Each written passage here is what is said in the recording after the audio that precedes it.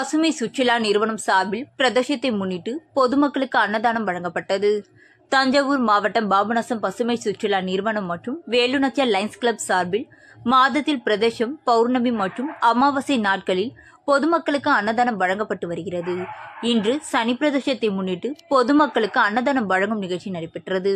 நிகழ்ச்சியில் Velu Nachiyar lines club தலைவர் தில்லைநாயகி சம்பந்தம் பொதுமக்களுக்கு அன்னதானம் வழங்கி நிகழ்ச்சியை தொடங்கி வைத்தார்.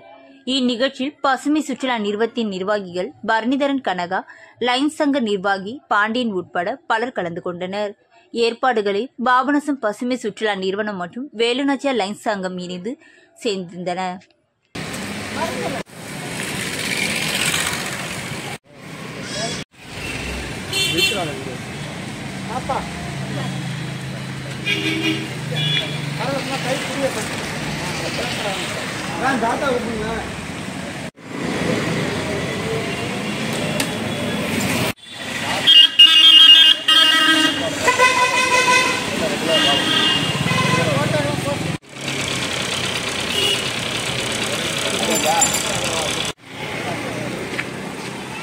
Yeah.